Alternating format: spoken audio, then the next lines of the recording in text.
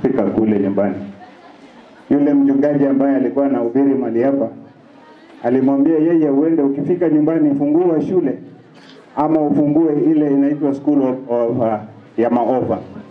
Lakini mimi mwalimu nataka nikuambia kwamba ukifika nyumbani kule fungua ministry, enda ufungua ministry na uchape kazi ya Mungu.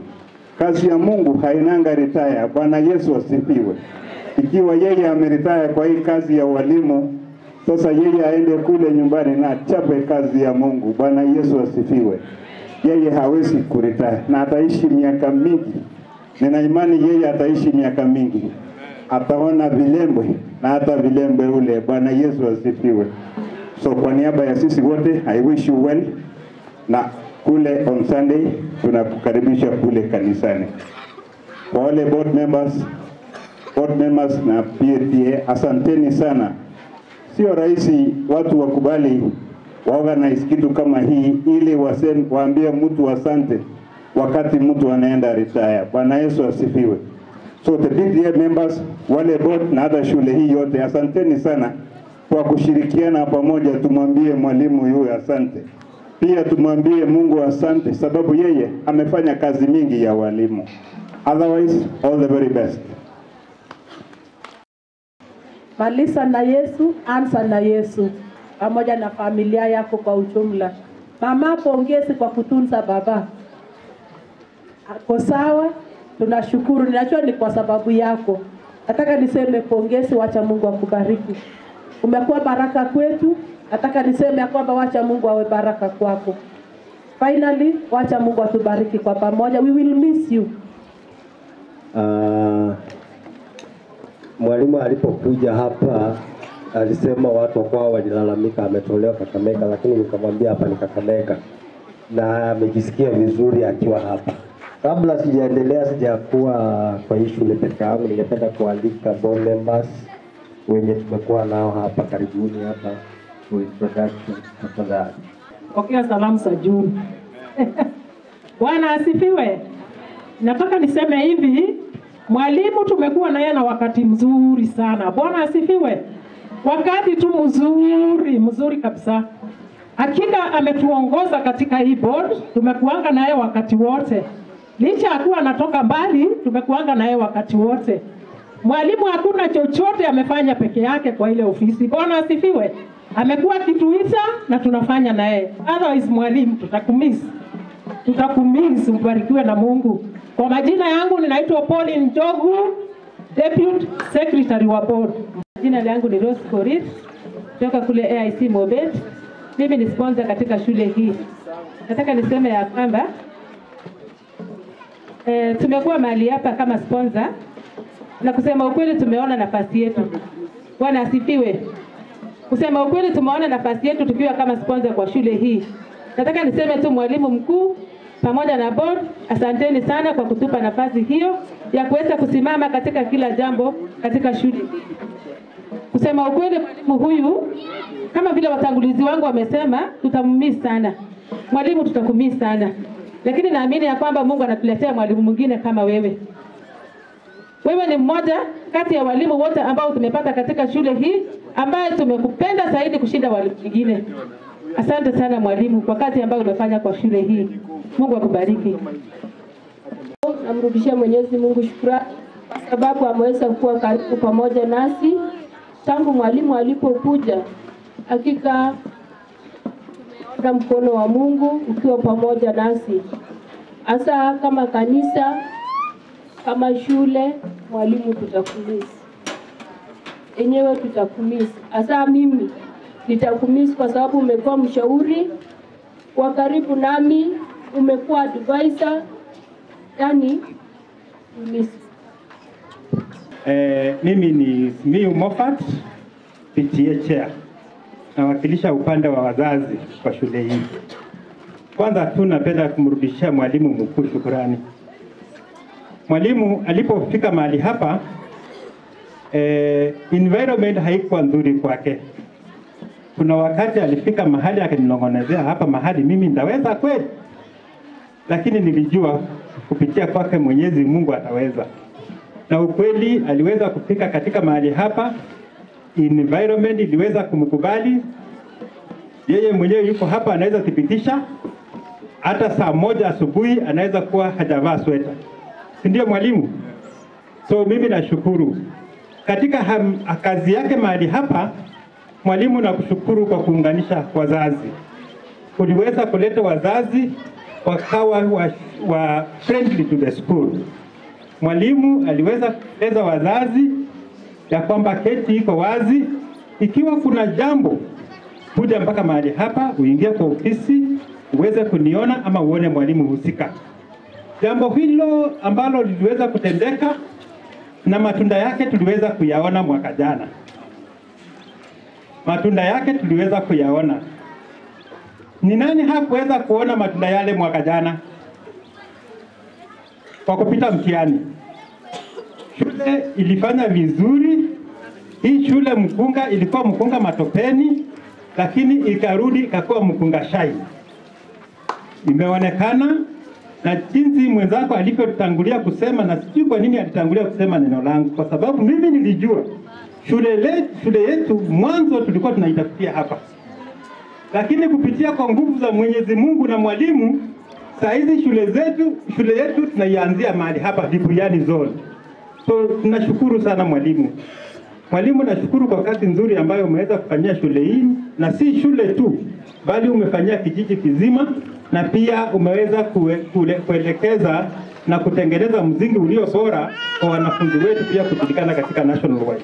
So I thank you very much. Na kwenda kwako surely mimi, at the beginning I thought that maybe we are age mates. Hata mimi nilifikiria labda mimi ni mkubwa kwako. In fact, I just came and asked him, are you sure you are now 60?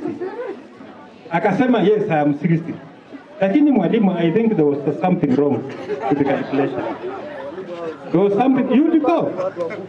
Nadhani mama watoto anaweza enda nyumbani, madam, ukiangalia vizuri, mimi kwangu nakataa, lakini kwa sababu imefika wakati nakubali. So mimi nasema tu asante mwalimu kwa kazi ambayo umeweza kutufanyia mahali hapa. Asante kwa kutunganisha sisi shule na wazazi. Asante pia kwa kuinua kiwango cha wanafunzi shule, kiwango cha shule katika kiwango cha akademi shule hii, ambapo saizi ukitembea Kuyani zone surely Mukunga inajulikana, and Mukunga is very young school.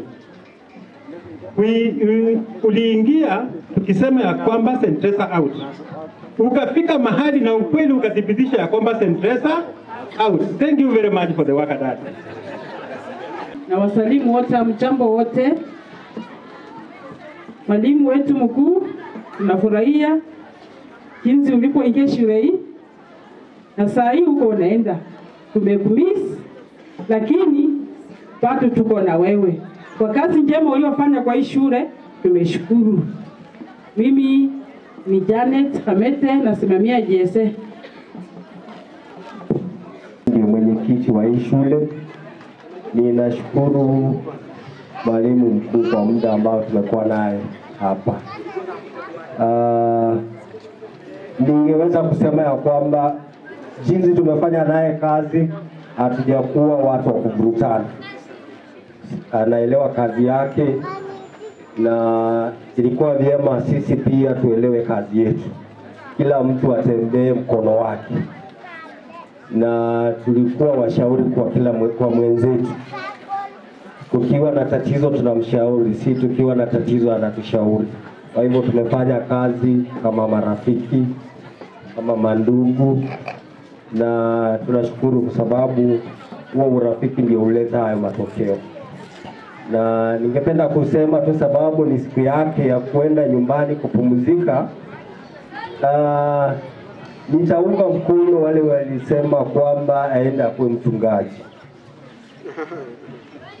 Pia mimi nitakuweka ya hiyo upako, uende ufanye kazi ya Mungu.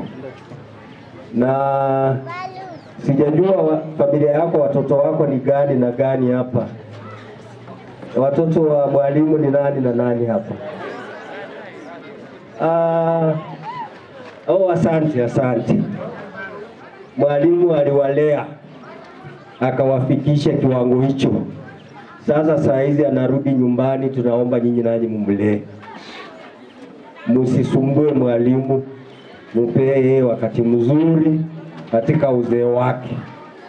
Na mama, ningependa kukuambia huyu mwalimu akija hapa, sijui kama kuna alama ako nayo saa hizi, unaweza kudhibitisha kwa watu. Vile alikuja hapa ndiyo vile tunakurudishia. Hakuna, neno zake zote ziko sawa, hana alama kwa kichwa. Kwa hivyo tunaomba ya kwamba uende umlee vizuri, umshike mkono, mtembee pamoja. Kuna wamama wengine wao wanalipisha kisasi, wanasema kulikaa nje miaka yote, hata mimi nami nikuachie boma. Tunaomba ya kwamba isifike hiyo kiwango. Umshike mkono, kama ni kwenda kanisani mtembee pamoja, kama ni kupata kitu kutoka kwa mtoto mshare pamoja. Najua inafika mahali mtu anasema ai ni yangu. Hapana, nyinyi sasa ni kitu kimoja. Biblia inasema nyinyi si watu wawili, nyinyi ni mwili mmoja. Kwa hivyo ninaomba ya kwamba mwalimu vile amerudi nyumbani, umuelewa alikuwa kazini. Sasa wewe nao kubali kwamba mzee amerudi nyumbani, haja expire kwa mzee wako, ameretire tu. Na kwa watoto pia ningependa kusema mzee haja expire, bado ni baba yenu. Kwa hivyo ushauri wote mtafute kwake na atawashauri. Pea wajukuu wenu nafasi kutembelea mzee, akae nao wawafundishe. Ako na experience ya kutosha. Wanafunzi wametoka kwa hii shule wameenda mbali. Na pia katika ninaweza kumpongeza sababu yeye akiwa mwalimu mkuu amezalisha mwalimu mkuu tena mwingine hapa, na hako hapa saa hizi. Madam Serafidi ni mwalimu mkuu ambaye amekuwa chini yake. Kwa hivyo ni mwalimu ambaye ana kibali, ni mzee ambaye ana kibali. Kule nyumbani ninajua anaenda kufanya mambo makuu huko, sio tu ati anaenda kukaa tu, anaenda kufanya mambo makuu. Ninaamini ya kwamba mwalimu unaenda kutafutwa kule nyumbani. Watu ambao walikuwa wanakusikia tu ukiwa mbali saa hizi wataanza kutafuta. Tunaenda kwa matendechere, tunaenda kwa matendechere wakuje kupata ushauri, wapate ushauri. Na ninaomba ya kwamba ukuwe mkarimu, usiwanyime huo ushauri, wape ushauri. Na sisi kama wazee wa pande hii ni rafiki yetu. Sasa nikitoka hapa hivi kama naenda Mumias, najua tu kuna mtu huko. Hata siwezi kuwa na wasiwasi ati gari itapata paja. Najua nitaingia kwake. Watu wake watakuwa watu yetu, marafiki zake watakuwa marafiki zetu. Kwa hivyo sio kwa bahati mbaya, wacha aende apumzike. Na sisi sababu tuko na urafiki tutamtembelea.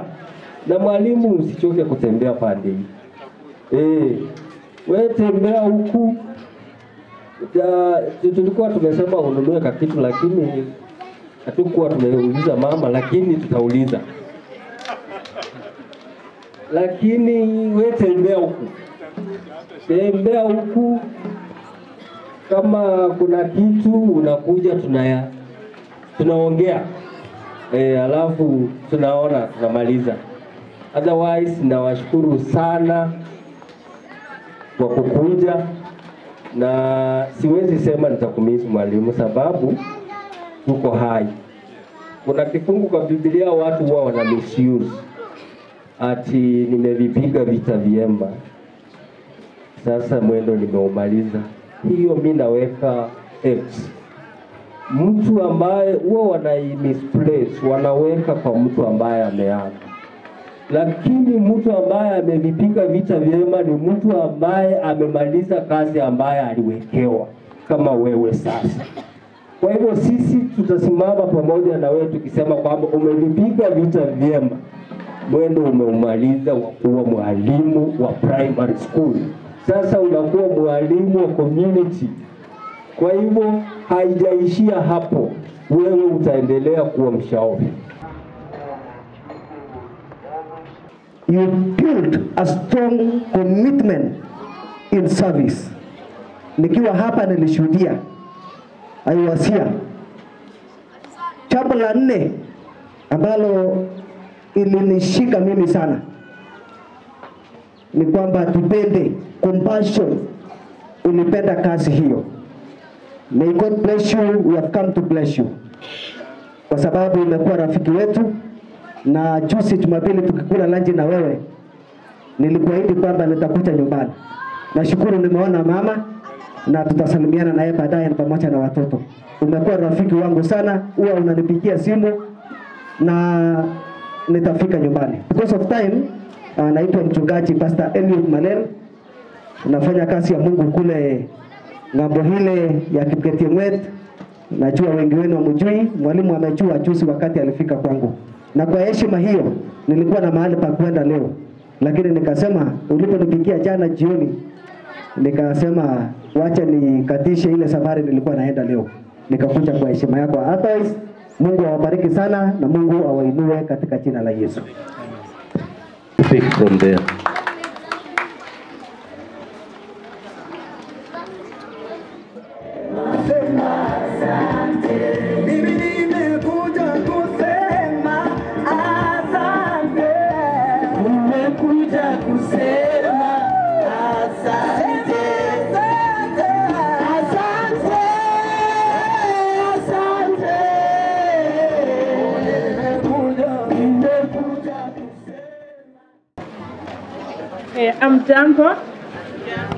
Amjambo tena wageni wetu na mgeni mheshimiwa mwalimu mkuu. Mimi naitwa Teacher Rachel. Karibu Mkunga and happy retire. Gen 6. Mwalimu, tunasema asante kwa wosia wako mwema ambao umekuwa ukitupa mahala hapa. Asante sana. I also wish you happy retire. Thank you very much. Mungu ni mwema kila wakati. Ningependa kumwambia mwalimu mkuu asante kwa kazi nzuri ambayo umefanya hapa. Unapoenda nyumbani, Mungu akulinde na akubariki, apanue mipaka zako na akutende mema. Nancy Elego. All protocols observed. Madam Snyder Omenda. I would like to wish Mr. Peter Mandu a good retirement. Good retirement, Papa. All protocol observed. Good afternoon. Madam Faith Simiyu, and mine is to wish our head teacher well. You have been a mentor to us.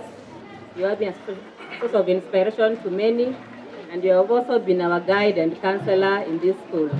So to me, you have been one of the best head teachers that we have ever worked under. So we want to wish you well as you retire, that may God bless you, that He may guide you and lead you, and all may He open all your doors. Thank you. All protocol observed. I'm Vitagwa Veronica. We want to thank God for the time we have had with you, Mr. Matendechere, and wish you well in your retirement. Thank you. I'm Nasoho Lynette. Papa, we shall miss you. Mbele yenu ni Alfred Meme. All I want to say is that head teacher have a good retire, feel good at home. May Almighty God grant you good health to continue living and assisting other people there in the village. Thank you. Mbele yenu ni Wandiama Fred. Ningependa kusema jambo moja. Nimeona mapasta wamesema ukienda nyumbani unaweza enda fungua shule ama kanisa. Mimi nitakuongezea moja. Ukifika nyumbani wazee wakikaa kwa masoko na piga story ya siasa kidogo, sababu nimekuona wewe hapa ulikuwa na siasa kidogo. Sasa ukifika nyumbani fungua roho, unaweza simama moja huko nyumbani unaweza pewa.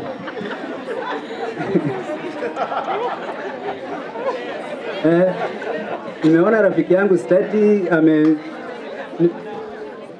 Stati nimekuwa na yeye sana. ndio nimemwona amefika mahali hapa. Nilikuwa uliniacha peke yangu huko, sijui kama nikiona hapa ni wageni. Nilikuwa nimezoeana na Mr. Study, head teacher. Sasa hii itakuwa ngumu. Nitajaribu kuzoeana nao, lakini wacha tuombe. Tuombe head teacher mwenye atakuja akuwa kama Mr. Mandu. Hatukuwa tunasumbuana na yeye kufuatia mambo nini darasa. Ulikuwa tu walimu wanajituma. Hapa Mkunga ni walimu kujituma. Hakuna hatukufuatwa. Teacher hakuwa na kazi ngumu. Ilikuwa tu yeye afika tu asinguke. Kila mtu anafanya shughuli yake. Sasa sisi hatukuwa tunapatana na yeye. Madam Serafina akiwa hapo anatuelewa vizuri. Tunaelewana na yeye vizuri. Kwa muda walimu wameanza kulalamika sijui njaa.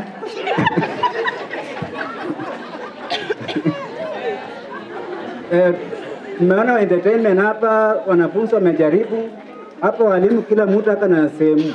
Ndio mmeona walimu wachache wamekuwa kwa kipanga ma entertainment. Sisi wengine kuna walimu wanakuwa kwa jikoni.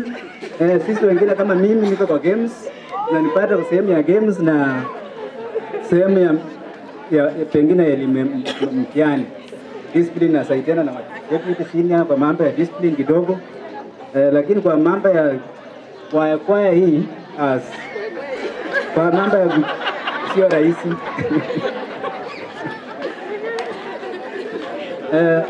Sasa ningependa kumwambia Mr. Mandu, tukienda nyumbani tutakuwa tunaongea tu, fika nyumbani nianza biashara nini, tutakuwa tunasaidiana. Tutakuwa nakuja ututembelee, hatutasahau. Na Mr. State sitakusahau, pengine tutakutana huko. Nitakufuata tu nyuma. Niko nyuma. Asante sana Bwana Wandiema. Tumpigie makofi mwalimu Wandiema, familia ya Mkunga pamoja na wageni wetu. Akiwa mwalimu mkuu wetu Bwana Matendechere na wageni wako, head teachers wenye wamekuja, walimu wenzangu na wanafunzi, hamjambo? Hamjambo tena. Naitwa Agesa Geoffrey. Nataka kushukuru Mungu kwa nafasi hii. I want to say, mwalimu, thank you so much. You received me well when I landed from Bungoma. You gave me a warm reception and you acted like a father to me. I'll really miss you, sir. And I pray that Jehovah God to continue watching over you and your family. I'll always remember you in my prayers, and I pray that you also pray for us. Keep visiting us at Mkunga. Tutembelee mara kwa mara ukikuja upande huu, maana wewe ulikuwa mpendo wetu. Nasi tunakuombea baraka, tunakuombea mema. Unapoanza safari hii mpya, Mungu akutangulie nawe umfuate, akuelekeze kwa kila jambo. We shall miss you, sir. Thank you. Okay, mwalimu wetu mkuu ambaye ni mgeni mheshimiwa, first lady wetu, kanisa, wageni ambao wameambatana pamoja naye, walimu wenzangu pamoja na wanafunzi. God is good all the time. All the time. God is good. Yes, it is a special day. I want to join others to give glory unto the Lord. We don't take it for granted. Tunajua ya kwamba imemgharimu Mwenyezi Mungu kukufikisha umbali huu. Nataka niseme machache kwa sababu wenzangu wameongea. First and foremost, I want to take this opportunity to thank Mr. Matendechere for the peaceful and humble stay ambayo tumekuwa naye hapa. Huyu si yule teacher ambaye vile wenzangu wamesema na kufatafata, because we are self-driven. Kwa hivyo Mr. Matendechere, I just want to thank you for that. Jambo la pili, you used to listen. Kama kuna jambo, we used to come together tunaongea alafu we reach a consensus. I want to thank you for that. Another thing, you are very humble, you are very approachable, na tulijivunia hayo. So I want to thank you for that. Jambo ambalo ninaenda kusema la mwisho ni kwamba Papa, you liked ulikuwa unapenda sana story hekaya za Bunwasi. So at times when somebody is down, ulikuwa unaongea na una uplift somebody. So I want to thank you for that. Personally, kuna vile nimeisaidika kutoka kwako, and I want to appreciate that. What I just want to wish you is a safe, a peaceful retire.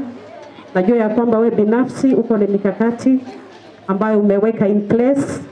I know that you are going to do it and you are going to make it with God. Wacha Mungu akusaidie. Wacha Mungu akuelekeze. The next step that you are going to make, let God guide you. Otherwise, First Lady, mbona tumechunga Papa vizuri, hatukumpatia stress, tulimpatia humble time, tulimheshimu. That is why he's going home akiwa vizuri. Kwa hivyo pia sasa we are handing over him to you. Na tunajua behind any successful man there is a lady. Na tunajua pia nawe umemchunga vizuri. Kwa hivyo continue doing the same and so that aweze kuenjoy his retire. I don't have much to say. I want to take this opportunity to wish you well, Mr. Matendechere, the longest name in Africa. God bless you all. That is good. Thank you very much, teachers. Uliweza kuwafunza wale ambao wameinuka maishani, nao pia waige huo mwito na wakawafundishe pia wengine. Kuna walimu, kuna madaktari, kuna engineers, kuna wahubiri, wote watapaka mbalimbali umewaleta.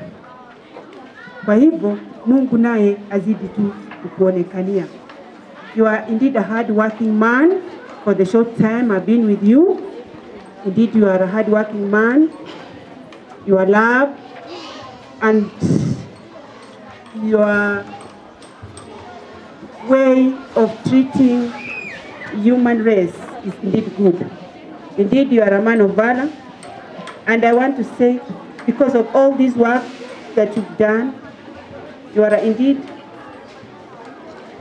one in a million. You are a royalty. Thank you very much for the work that you've done. May God continue blessing you, showering you blessings, each and every person day.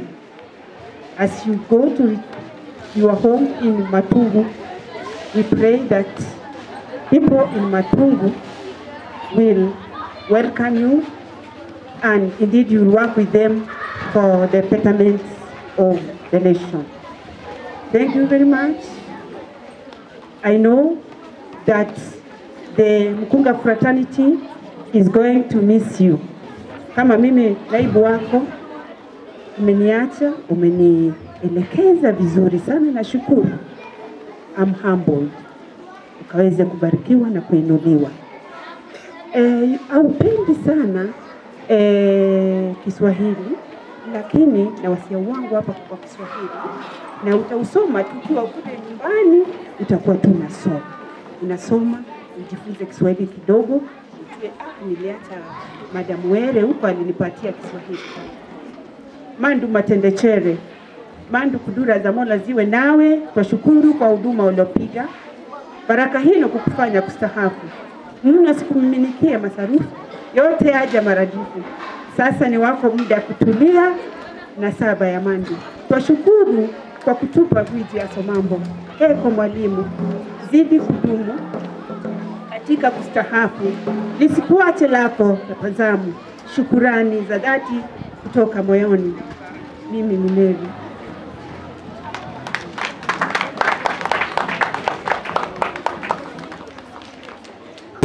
Amboni pole pole, pole pole. Amboni pole pole, pole pole. Ewe nyabila iwe pole pole.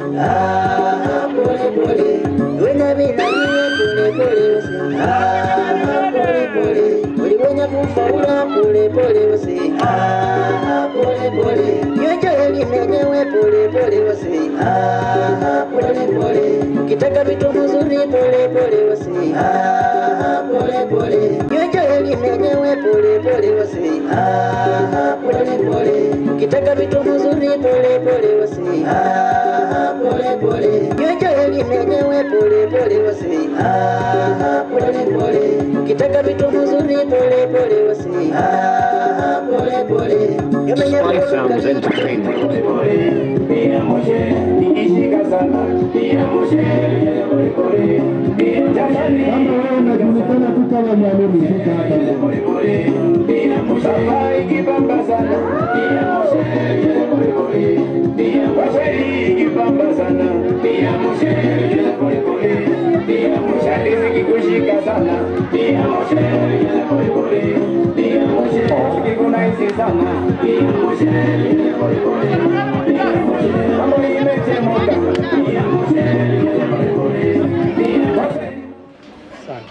Bwana Yesu asifiwe. Kwa majina naitwa Odio Edward Mbai, head teacher Soisambu. Sana. One, I learned from Mr. Matendechere. He's a very social man and friendly. Two, he has a lot of maturity in his dealing. And finally, is hard working. Naona vipengee hivyo vichache ambavyo nimesoma kwake vimefanya afanye kazi nzuri hapa. Nataka nimpe shukrani kide kama si sukufu kwa kazi nzuri amefanya katika hii shule, na mahusiano yake yalikuwa mazuri na watu wengine wote, jamii pamoja na walimu na wanafunzi. Siku aliyefika hapa tulikuwa tumeketi pale, na kabla yeye aje tulikuwa na mwalimu mwingine ambaye alikuwa anaitwa Kosge. Huyo naye nilipewa tu shule nikakaa karibu saa 2 hivi na kaja. Nakumbuka wale mnajua Madam Beatrice Msabini, wananipa shule saa 7, saa 10 Kosge amefika. Nikasema dau, kwani hata siwezi onja uzuri wa hiki kiti kidogo tu na amefika. Lakini baada ya Kosge kuenda mwaka wa 2021 mwezi wa 4, Bahati alifika mwezi wa 6. Tumeketi pale tukaona jamaa amenyoka na anakuja. Nikaambia wenzangu pale, unajua hatuna staff room. Nikaambia wenzangu, huyu anaonekana ni head teacher. Wakaniambia umejuaje? Nikasema angalia vile anatembea kwa ujasiri. Huyu tu ni head teacher. Na kweli alipokuja tukapata ni mwalimu wetu mkuu. Tumefanya kazi vizuri. Jinsi mmoja alivyosema, tukafika tukawa na mikakati.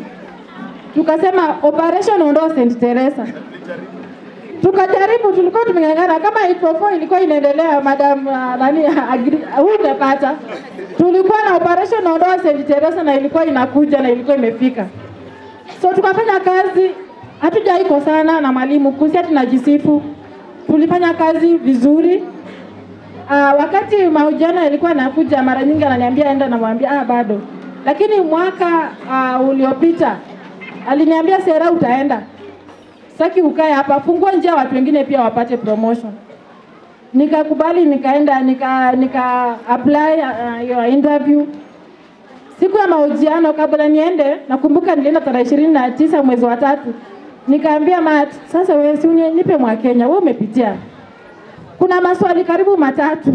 Aliniambia unauliza vitu kama hivi vile. Haya maswali yalikuja na nikashukuru Mungu. Simpigie makofi. Amenilea vizuri, vitu vingi alikuwa ananionyesha. Sasa hata nilipoingia katika afisi ya mwalimu mkuu, sikuwa na kazi ngumu sana kwa sababu Mando alikuwa anasema Sera, unajua utakuja kuwa head teacher. Angalia hii kazi. Alafu pia wamesema alikuwa anapenda hadithi. Alafu mwenyewe atacheka mpaka hata unashindwa, hata kama ulikuwa huwezi kucheka, itabidi ucheke tu. Atacheka vizuri kabisa.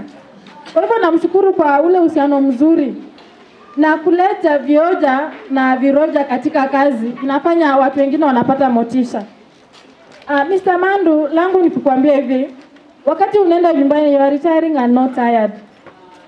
Kenya siku hizi sijui wazee ni wa umri wa miaka ngapi. Ni sekta zingine tu wanaambia ni 60. Kama wale wako uongozini wamekisha miaka miwili hivi afike 60 wanasema ni kijana. Kumaanisha mando hao ni wa age mates. We are still very young. Enda nyumbani, kazi ambazo wamekupa kutokana na vile wamekupa mawaidha mbalimbali hapa, enda uzifanye kwa nguvu zako zote. Natoa ushuhuda. Mimi kama nilikuwa kijana wa mkono wa Mr. Mandu, venye alikuja Likuyani, akaingia Likuyani, akapata mimi, na kwa shule ya Mukunga baada akanipata mimi. Mimi ndio nimesunguka na yeye sana kumuonyesha vichorochoro yote ya umumu, na ndio naambia mama, kama ni kesi utakuwa na chachi ama hakuna, kwa sababu mimi nilikuwa naona akitembea hiyo maneno haikuwa ndani sana, ndio kama ni kesi ni kidogo ama hakuna, hiyo ndio natoa witness. La pili atigani hiyo ni wazee. Nashukuru sana Mr. Mandu.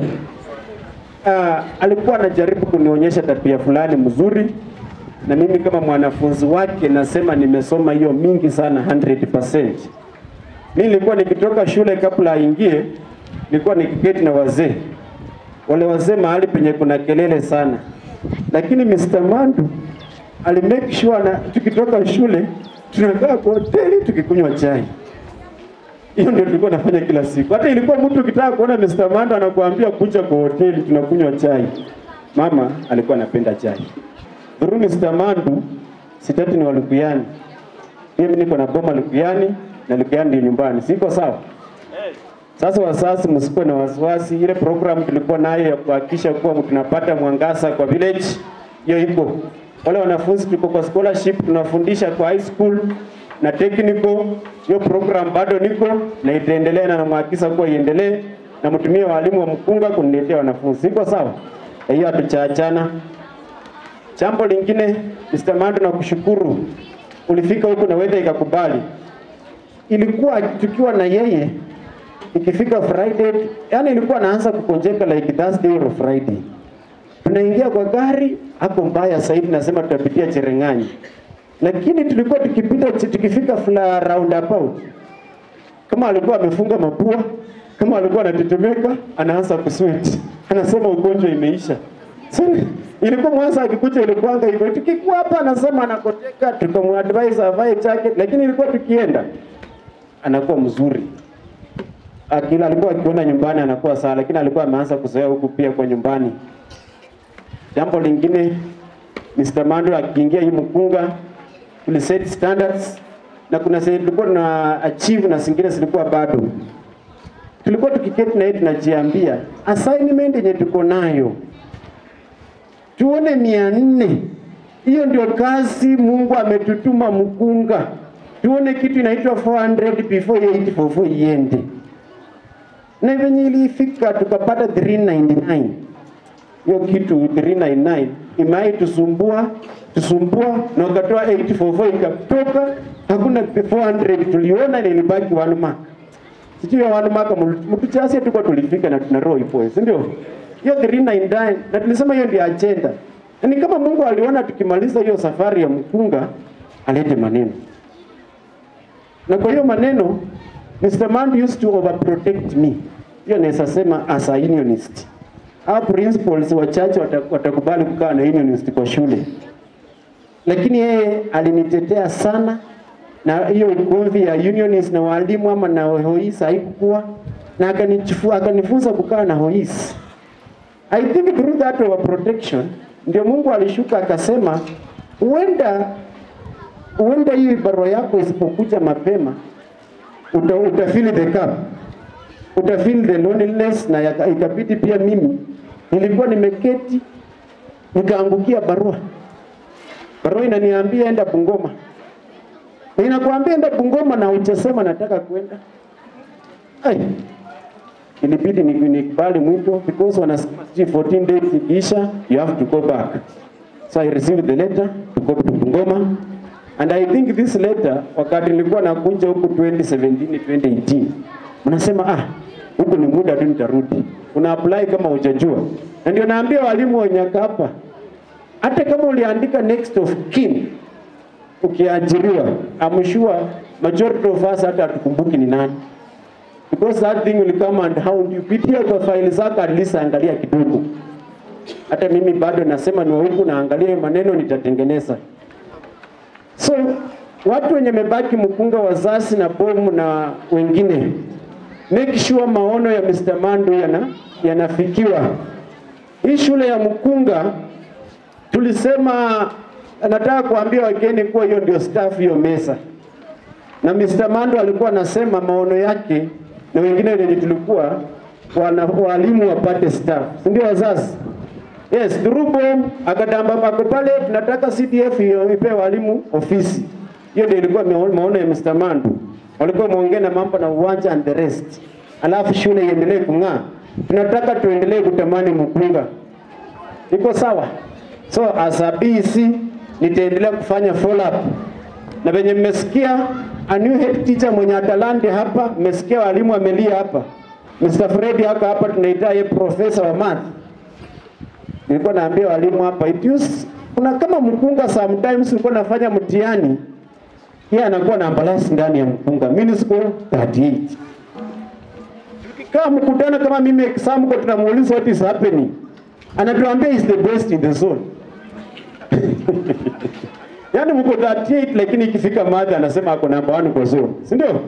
Huyo ni Professor Mr. Ondema, shikilia yeye mzuri kabisa, make sure maono ya Mukunga inaendelea. Alafu kuna mtoto pale niwe teacher mwenye atakuja through the chair.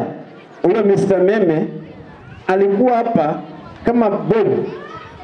Familia ikataka aenda afanye kazi zingine, lakini through Mukunga na wazazi na walimu akatafuta pesa wakamake sure saa hii ni pure trained teacher.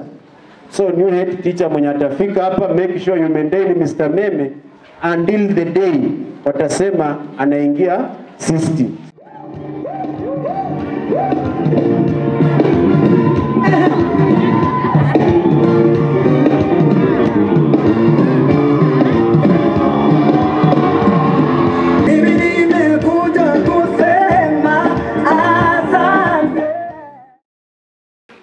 Nilipoajiriwa nilienda peke yangu, lakini namaliza pamoja nanyi, kumaanisha siku yangu ya mwisho ni ya maana sana.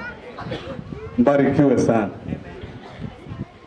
Mniruhusu nitembee pamoja pole pole na hawa ambao nimetembea nao kufika huku. Tafadhali naomba mkaweze kusimama. Mwalimu Peter Matendechere kufunza, ndio hii inaongea. Kwa hivyo wale ambao wamekuja katika sherehe hii wote, ningependa kuwasalimu hamjambo. Hamjambo tena. Mimi kule kwetu nimezoea salamu zangu. Assalamu alaikum. Nataka kuchukua nafasi hii kusema machache sana, kisha niwajuze wale ambao wametoka sehemu ya Matungu kule Mumias, kule ambako mwalimu Peter Matendechere amezaliwa na akafunza kwa muda mrefu. Kwa hivyo kwanza kabisa nitaanza na familia ambayo inaishi upande huu wa Likuyani ama sehemu hizi za huku Mukunga. Alipopata uhamisho, mimi kama dada yake nilikuwa wa kwanza kuulizwa Mukunga iko wapi. Kwa hivyo nilimuhimiza, nikamjulisha mahali iko, nikajaribu kutafuta mahali ataishi kabla hajakuja. Mnafaa mjue zaidi kwa sababu iko. Naomba wale ambao wamezungumza waende kwa kiti. Sasa nimebakia hapa na kitengo cha pili. Mimi nitaongea kabla hawa kimaliza, nitaongea kidogo tu kabla ya mwalimu aongee. Nimewaambia kwamba mwalimu alipokuja Kusombi Muslim alipata mimi class 8 1990.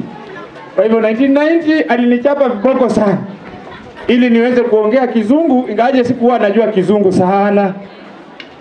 Na nitasema machache baada ya hapo. Kwa hivyo nataka kuchukua nafasi nimchukue kijana Peter Mandu ni umanyire banongo webulanga. Unyalo kubola unono mukulundu unono londa ho namwe. Lana ke rare sa ukole introduction yenyewe.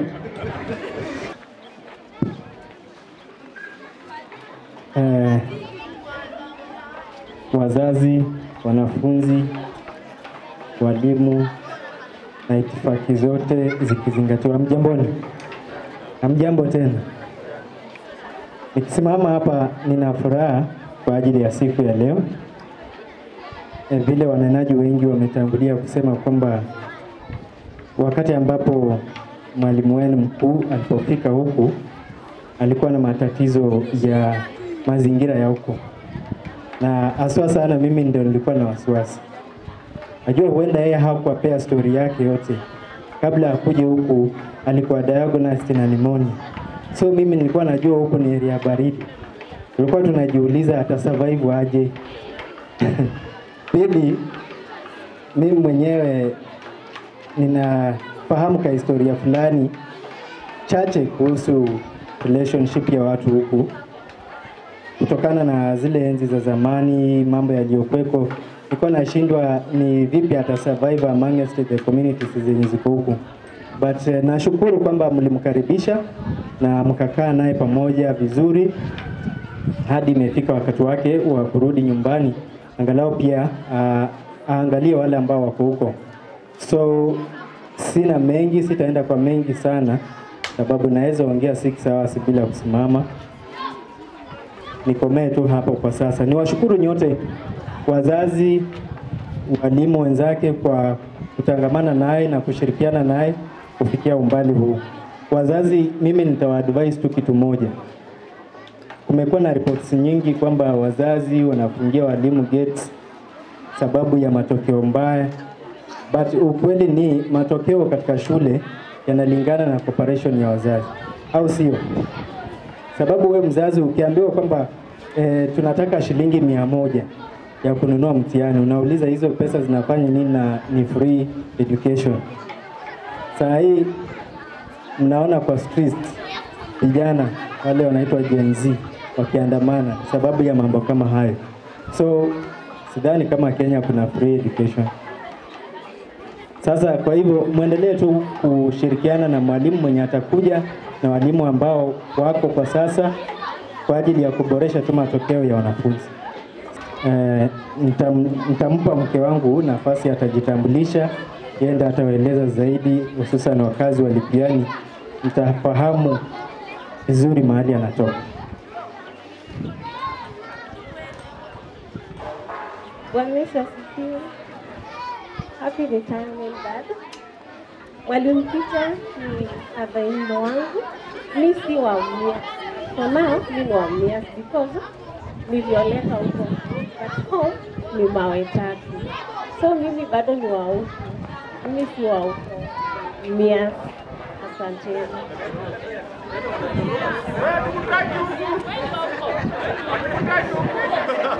Sawa sawa.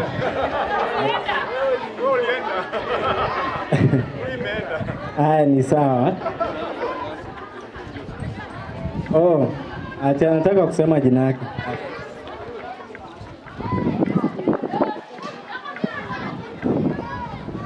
Anaogopa lakini anajua majina yote, anaitwa Granton Juma. Kwa hivyo vile tu kila mmoja amenena, ushirikiano ndio kitu cha muhimu.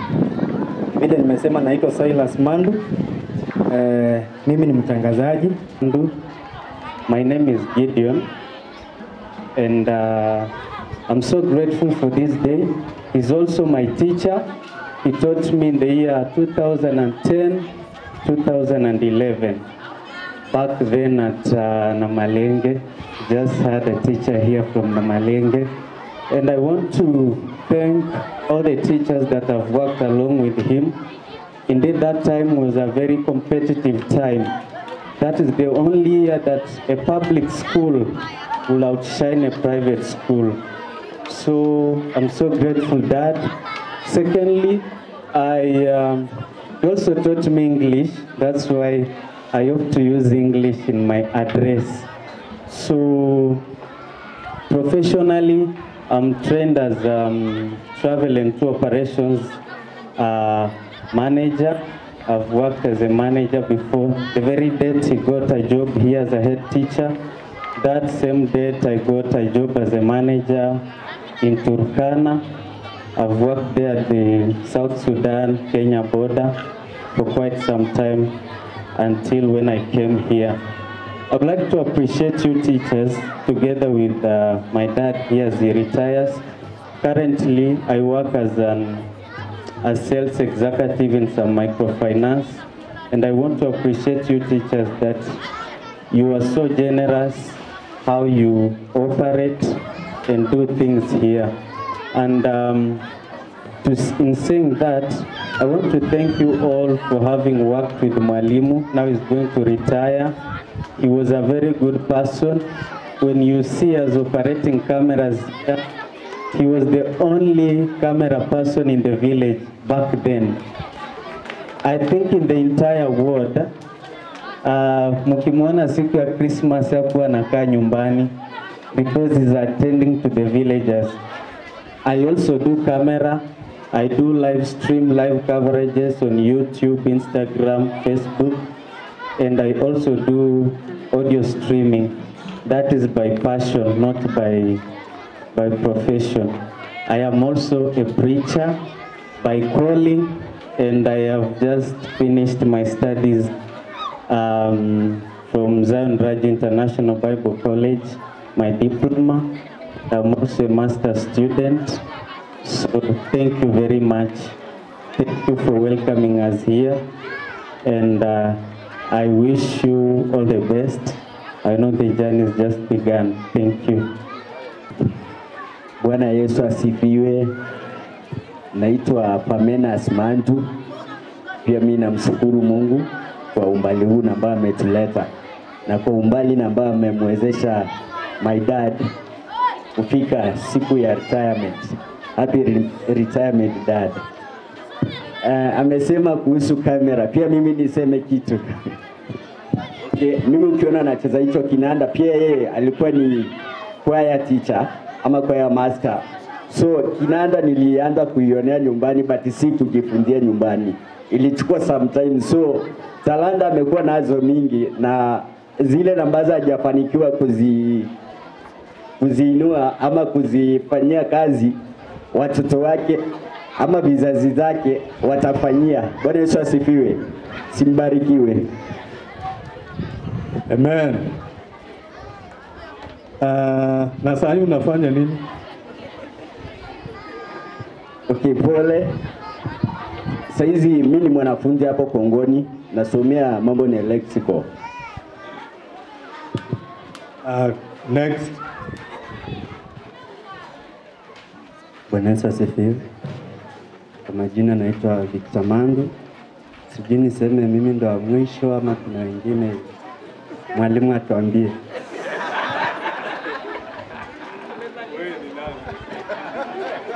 Sielewi hapo, nisaidie. Hata wajue mimi ndo wa mwisho ama kuna wengine. You are acting last born. Let me tell you guys that. You wanted to hear, right? Okay, asante. Una jambo jingine? Okay. Nimesema naitwa Victor Mandu. I'm a student at Sigalagala National Polytechnic. I'm taking automotive engineering first year. Thank you. Asanteni, asante. Sasa nimefika hapa. Hao watu wamesimama hawa.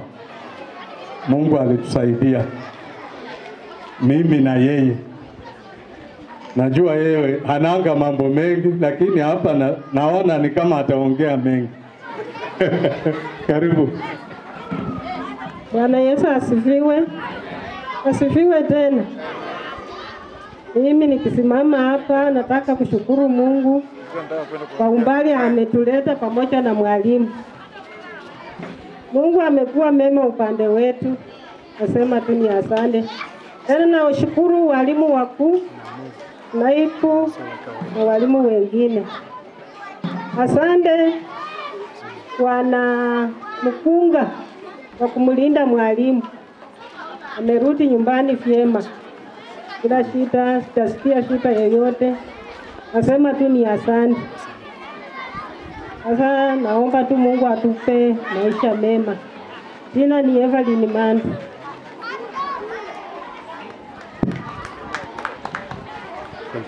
Asante sana mama. Naomba aende kukaa, alafu tusalie na mwalimu. Niseme machache kuhusu mwalimu.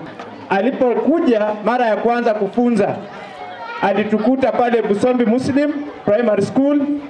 Tulikuwa wanafunzi 20 kwenye hilo darasa. Out of 20, wengi ni watu ambao wanaweza kusimama mbele ya watu wakasema maneno vile nasema hivi. Kwa hivyo kwa niaba ya shule ya msingi ya Busombi Muslim kule ambao nimezaliwa, nimeleta ujumbe na nimetembea kuwakilisha katika retirement ya mwalimu wetu. Leo ni siku yangu ya 3 kuhudhuria retirement za walimu wangu ambao walinifunza mwaka wa 1990. Leo ni ya 3. Next week pia nitaenda kuhudhuria moja ya mwalimu ataenda. Juma bado litafuata tena, nitaenda kuhudhuria nyingine ya walimu wangu ambao walinifunza.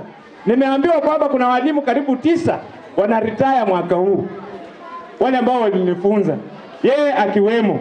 Kwa hivyo alipokuja pale alitufunza, tukaendelea, nikaenda tena nikatrain kama mwalimu, nikaja kwa shule yenye alikuwa anafunza akiwa deputy.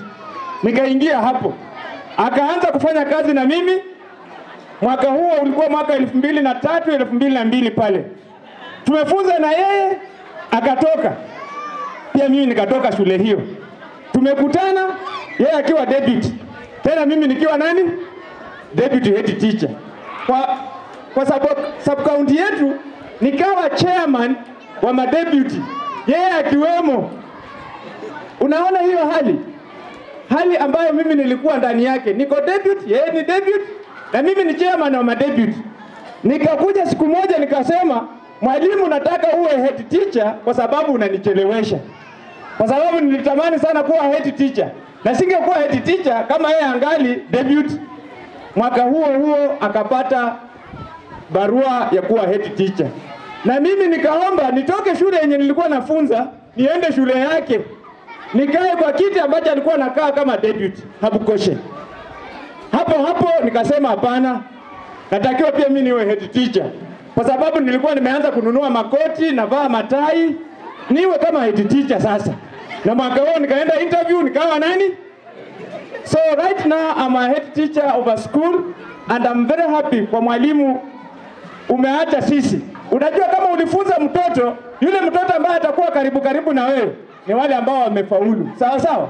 Wale ambao hawajafaulu wanatembelea wapi? Hata hawezi kujua. Ukimwambia ati mwalimu ana retire mpelekee zawadi, anasema amefanya kazi. Sasa nataka zawadi gani tena? Kwa hivyo mimi nimekuja hapa kuwakilisha wanafunzi wako, na sasa naungana na nyinyi. Nyinyi watoto wa Mkunga, mnanisikia? Mimi pia ni mwanafunzi wa huyu mwalimu. Sasa nimeungana na nyinyi kwamba wewe na mimi ni wanafunzi wa mwalimu. Hamuelewi Kiswahili? Kwa hivyo mimi ni mwanafunzi wa kwanza wa mwalimu Peter Matendechere, na nimekuja tu hapa kumwambia nimetembea na fair. Zawadi zenye mtampatia zote, mimi ndio nitatoa nini? Fair kubeba hivyo vitu viende nyumbani. Na mimi nimeoa, niko na wawili. Lakini bado ni Muislamu, niko na nafasi ngapi tena? Muislamu huwa anaenda mpaka 4. Kwa hivyo mkitaka sasa mimi niwe nakuja huku sana, yule ambaye anajisikia anione nyuma ya tent, ili wakati nitaenda niwe naweza kuenda kurudi huku na huku. Hiyo si mbaya. Mtu wa kuomba kitu tena na nyimwa. Haya, mubarikiwe sana. Mambo ya kanisa, mambo ya siasa usiende. Siasa ina maneno. Badala ya pesa roho usipe. Uriumo.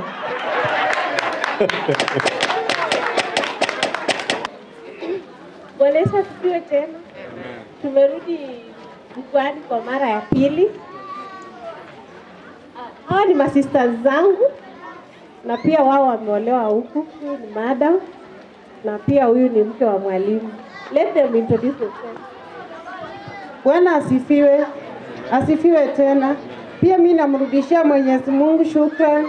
Amekuwa mwema, amekuwa kiongozi tangu nilipomchua baba. Amekuwa msaada kubwa kwetu. Amekuwa msaada kwa mzee wangu Abraham Manyonge. Ningependa kumrudishia mzee wangu shukrani sana, kwa sababu unapoenda mahali, unajua kuna waume wetu, mtu hawezi kujitambulisha ya kwamba huyu ni mke wangu, lakini mimi huwa namrudishia mume wangu shukrani. Mahali ambapo nilipo na yeye, hakuna siku yenye mume wangu asiposema huyu ni mke wangu. Ninampenda sana kwa sababu wachache sana ndio wao wanajitambulisha ya kwamba hata anaweza kuwa mahali na mke wake lakini hawezi. Lakini mimi namrudishia mzee wangu shukrani sana. Amekuwa msaada kwangu, amekuwa karimu kwangu, na Mungu aendelee kumbariki na familia yetu. Kwa majina naitwa Lilian Manyonge Mauka. Na mbarikiwe. Hey, praise the Lord. Amen. Nataka nisikie wanafunzi. I am a teacher and soon I will be in Makunga. Makunga mpo? Makunga mpo? Nikisema bravo, mnasema Mr. Peter. Bravo! Mr. Peter! Bravo! Mr. Peter! Very good Makunga. Ninaomba sana Mungu anisaidie wanipost matun huku Makunga. And I will do marvelous. Mr. Peter, I promise, I will fulfill your dream. I'm Madam Damaris from Moisprit. DJ, kulikuwa na a special song for my father-in-law, please. Kale ka video. Weka tu kale ka wimbo kidogo for my father-in-law.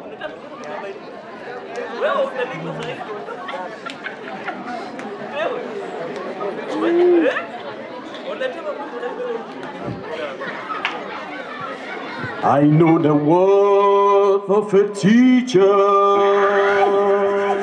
Teacher, I know your worth, your knowledge, passion and stress. I can never pay. I came to you for knowledge. You taught me to read and write. Your patience, sacrifice, let it never end. Teacher, don't give up. Vous êtes battu pour mon avenir. Je vous ai négligé. Teacher, I'm so sorry. Quoi que je fasse, où que je sois, I'm with you, teacher. Wherever I go, whatever I do, I need you, teacher. Asante sana TJ. Baba, unapoenda walimu, hata tukiretire we are still teachers. Hata president kuitwa president is a teacher. So let us, wanafunzi mpo? Nimewaambia next year I'll be here. So nataka tumpigie father-in-law makofi ingine, muone vile mimi nitawaonesha. Wanafunzi tusimame, nikisema abudie mnasema ha, abudie. Sijasikia abudie. Abudie. Abudie. Twende abudie. Abudie. Abudie. Asante. Mimi kuanza kazi nilianza tarehe 7 mwezi wa 5 mwaka 1990. Saa 2 asubuhi nilikuwa kwa shule ya Busombi ambapo huyu mwalimu alisoma, na kwa hivi sasa nimefikisha miaka 34 kama mwalimu. Miaka 13 ya kwanza nilikuwa kwa shule moja tu, shule ya Busombi. And from there I was promoted and taken to a school known as Makohwe. That is 2003, April 16.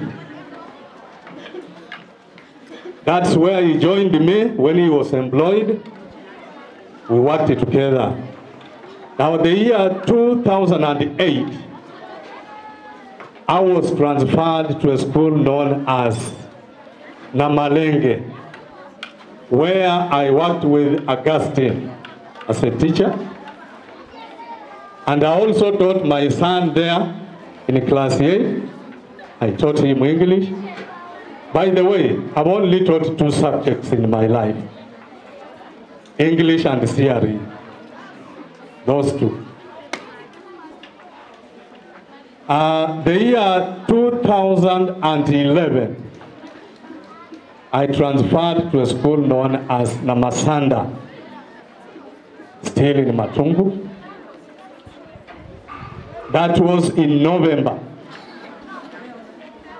The year 2015, June, I joined Habukoshe Primary.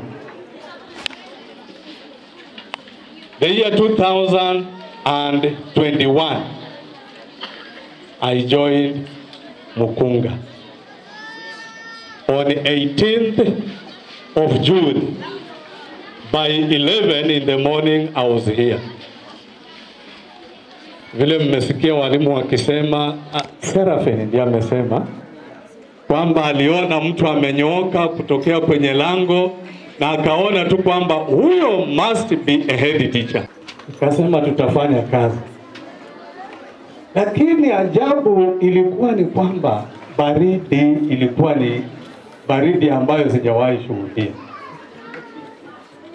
Mara ya kwanza nikasema haya mambo mimi sitaweza, afadhali nirudi nyumbani.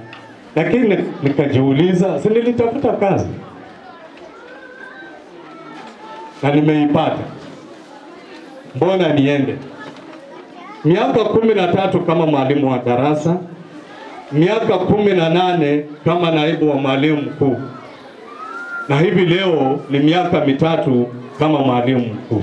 Hata mwenzangu tu mwenye tunafunza naye ameona barua yangu iko signed, anaona ikiwekwa signature, lakini barua zilikuwa zinapotea njiani, asinifikie. Nikafika mahali nikasema I'll not go for interview anymore. But it reached a time when now the system changed. Ikawa kwamba promotions sasa zinatoka kule direct. I was encouraged. I went to apply online. I applied, it went through. I waited for interview. I did the interview, and that's how I got promoted. But something almost happened because I could not receive my letter immediately. But I thank God I made it. And here I am today. I'm retiring head teacher of Mukunga. Nashukuru Mungu. Nilipokuja ilikuwa ni wakati kama huu. Mahindi ni mengi. Hii sehemu mahindi ilikuwa imefanya vizuri sana. Lakini shida ilikuwa ni moja. Watoto hawapatikani kwa darasa. Makao ya watoto ilikuwa ni kwa mahindi. Kila wakati wanapotelea kwa mahindi. Kama si kwa mahindi ni kwa choo. Niliita walimu wenzangu nikauliza shida iko wapi? Wakasema hawaelewi. Nikawaambia tutaweka sheria. Na unajua kuweka sheria na ianze kufanya kazi ni kazi ngumu sana. Itafanya ukosane na watu. Nilipoweka ile sheria ikaanza kurudisha wanafunzi ndani ya darasa. Wale ambao walishindwa walitoroka. Lakini wale ambao walivumilia walisoma. And enforcing law, my dear friends, colleagues, enforcing the law, it takes the hand of God. Kuna mtu alisema hapa haikosekani nilikuwa na maadui.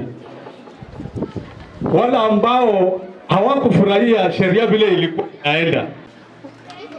Aya, nipigie makofi kama mnanipenda. Sawa sawa. Nataka kuambia kila mmoja wenu, mmekuwa watoto wazuri, tumefanya kazi pamoja na tumeenda mbali pamoja. Nataka niwahimize, niwaambie kwamba neno nidhamu. Sema nidhamu. Sema discipline. Zingatia hilo neno kabisa. Kuwa mwadilifu, tii sheria, okopa mwalimu, sikiza mwalimu, akikuita itikia, akikutuma nenda, akisema wacha, wacha, akisema endelea, endelea. Manake mwalimu ni mwelekezi wako. Bila mwalimu wewe umepotea. Fuata maagizo ya mwalimu. Nataka niwaambie kwamba walimu ni wazazi. Mara nyingi nyinyi hukaa shuleni na walimu. Ni masaa machache sana mnakaa nyumbani na wazazi wenu. Kwa hivyo yule ambaye anaweza akakutia mwelekeo mzuri, akuweke tabia, ni mwalimu. Iga mwalimu anafanya nini. Kama hutamsikiza mwalimu wako, utasoma shule hii miaka yote lakini utatoka bure. So learn to listen and respect your teachers. Listen to your teachers, respect them. Tumeelewana? Wanafunzi tumeelewana? Tumeelewana? Wacha nisikie big yes, say yes. Hivyo mtaenda mbali. Tulitarajia kwamba tutatoa watoto 5 with 400 marks. But it was unfortunate. Mtoto wa kwanza akapata 399, msichana ako Moi Girls Eldoret. Wa pili akawa mvulana akapata 376, akaitwa Nanyuki High School, lakini wazazi walimpeleka St. Anton Italy. They are doing well. Nisakadamba na kutambua. Nikimaliza hotuba yangu, labda useme tu neno moja. Karibu. Mimi ni jirani hapa nyuma. Nikipita hapo watoto wana nidhamu sana. Hawa walimu, hata vile mwalimu unasema mambo ya kanisa, ninataka kutestify ya kwamba hii shule kuna madhabahu ya kutosha. Maana kila saa 7 wakati watoto wameenda lunch, ukipita hapa ibada ile inafanyika kwa hii darasa na hawa walimu. Yaani mimi upita pale mpaka nasikiza, nasema kweli hapa mahali pametukuka sababu ya walimu wanamjua Mungu na walipata headmaster wa CRE. Pia ule mwingine mwenye anakuja atie motisha hao walimu waendelee kuhubiri na kufanya kazi ya Mungu. Pia si walimu tu bali pia wanafanya kazi ya Mungu. Asanteni sana walimu kwa hiyo kazi nzuri. Mimi nikiongea pia mimi ni mzazi hapa. Na kwa niaba ya hao wazazi wa last year, pia mimi nimekuwa na msichana hapa. Alifanya vizuri, yuko kule Matunda SA. Na vile nimesikia mwalimu akisema akijivunia, kwa niaba ya hao wazazi mimi nitakuongeza shilingi 1000 ya kupeleka mzigo nyumbani. Asante sana. Wenda nilikuudhi, nikakutusi, nikasema yale ambayo haukufurahia. Naomba unisamehe. Hali tu ona uzito kwangu, naomba msamaha. Vile yeyote ile ambaye naona labda hakunipendeza kwa maongezi ama kwa jambo aina fulani, ninasema namsamehe. Naenda nyumbani nikiwa huru, nimesamehewa, na vile nimewasamehe wale ambao labda walinikosea bila kujua. Nasema karibuni nyumbani kwetu. Ukipita Harambe Market from Bungoma to Busia, Ukifika Harambee sema nimefika. Mahali Mheshimiwa Fernandes Barasa anakaa ni jirani yangu. Labda unaenda kuona Fernandes, sema nimefika hapa kwa Mheshimiwa Gavana. Huko wapi? Nitafika na tutaelewana. Karibu nyumbani kwa kikombe cha chai ama maji, tuweze kusaidiana. Mungu awabariki, Mungu awalinde.